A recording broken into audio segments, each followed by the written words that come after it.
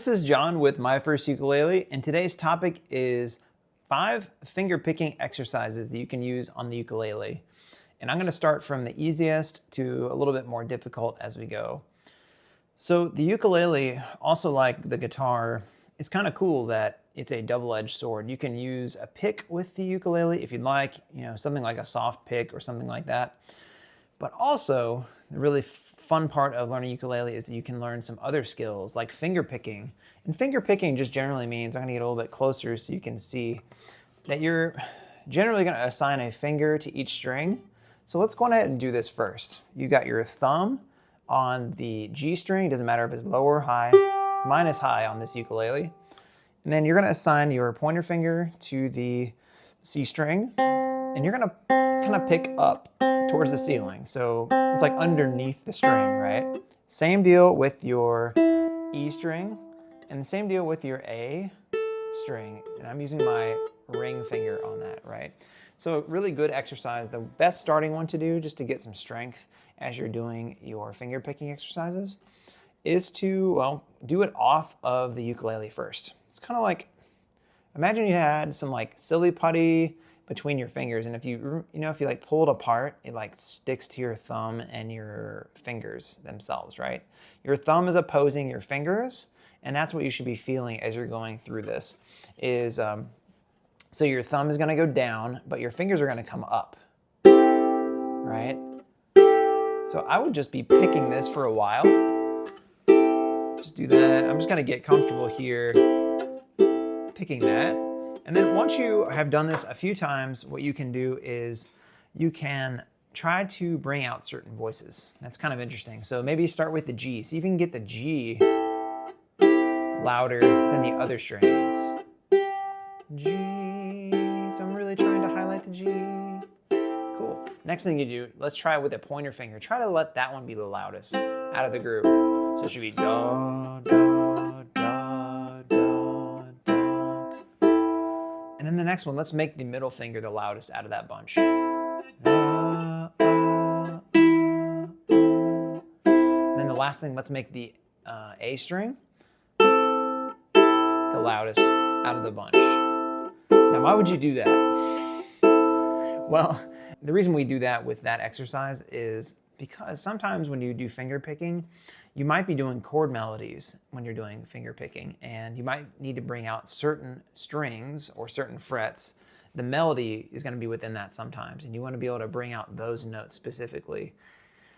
It's like, I can't really demonstrate it at the moment, but if you were going to do a finger-picked version of Mary Had a Little Lamb, and you're playing the accompaniment and you're doing the melody at the same time, so like that would, without bringing out the melody, it would just be kind of like, Mary had a little lamb, little lamb. It would just be really flat. But if you had some background, it would stick out a little bit more. So kind of like, Mary had a little lamb, little lamb. Or if you can hear that, my voice is projecting a little bit more.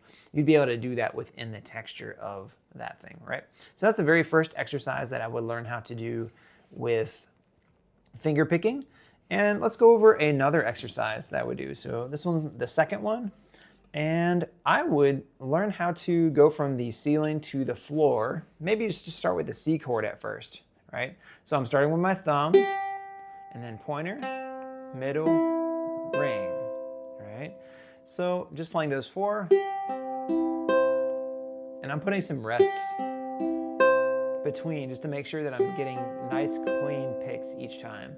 As it gets more comfortable, you can keep it on a loop, right? As you're getting more comfortable going through that. And hopefully you've got equal space between everything, right? Maybe once that's comfortable, maybe alternate between C and G, right? So go back to C, here we go. All right, maybe C, F, G. To C, right? All right, so that's an exercise I would do second. The next thing I would do would be going from the floor to the ceiling. And you can kind of do something similar. Let's change it up a little bit. Let's do a chord sequence. The chord sequence is going to be C, G7, C, F, C, F, G7, and C. Okay, so I'm going to play that. Now let's go from the floor to the ceiling with doing this exercise. So we're not going to do those chords yet, but I'm going from my ring finger up to my thumb. All right. And when I count you in, I want you to see if you can do that chord sequence. So 1, 2, here's the chord sequence go. C, G7, C, F, C, F, G7, C. All right? And then if you're feeling comfortable in that, you can even add the scale note that you're singing. So I was doing a chord sequence that goes well with singing the C scale. C, D, E, F, G, A, B, C. So it's kind of some simultaneous responsibility as you're doing that part, right? So that's the next exercise. I believe we have 2 more exercises to go. So if you put together the ceiling to the floor and the floor to the ceiling, if you put them back to back and you don't do an extra A note in the middle, you actually have 6 notes. Watch this. 1, 2, 3, 4, 5, 6. 1, 2, 3, 4. Oh, my. You get that? So there are a lot of songs that do this. A lot of waltzes or ballads, that kind of thing, do this type of pattern. And this is a very useful pattern to learn how to do.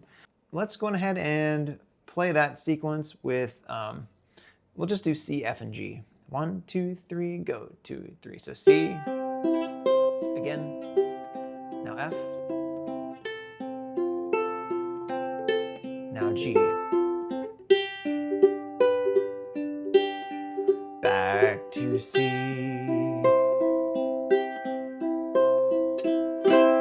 But that's a very useful pattern to be able to do, especially if you're in 3/4 time or 6/8 time, however you want to say it. So any slow song or any ballad, that's a really great way to bring out the rhythm of the song. Let's go on to the very last pattern.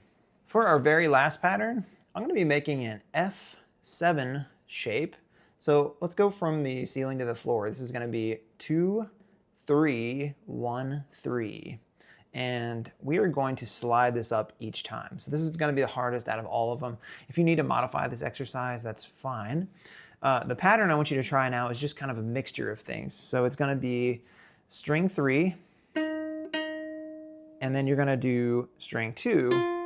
So 3, 2, and then we've got 4, 1.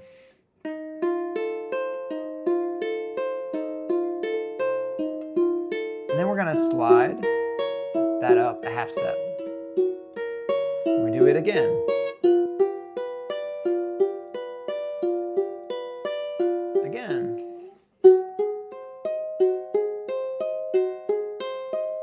Again. Again.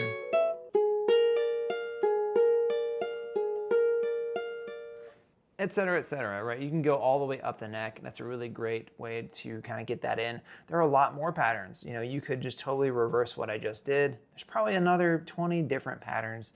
In my opinion, the most important exercise is something that you're already doing and you're playing, or you're playing a song, but maybe you want to incorporate some finger picking into that.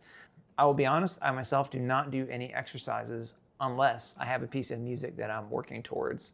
But not to say they're not important, but they can really help to get your hand stretched out before you're playing, you know, a song or something like that. So I make exercises out of the music that I've been playing. If you're playing a ukulele concerto, definitely will probably need some exercise work ahead of time. Some of my favorites are the Jim Beloff ukulele concertos. I love both of those. Those are really great. And I definitely had to do some exercises before starting that because there's a lot of simultaneous responsibility and memorization involved and just moving patterns around the neck. So, well, I hope you enjoyed today's content. If you liked it, hit like and subscribe to My First Ukulele below. where you can catch many more ukulele related videos. And we've got a lot of really cool things in store for you in the future. So hope you enjoyed, and we'll see you at the next one. Bye-bye.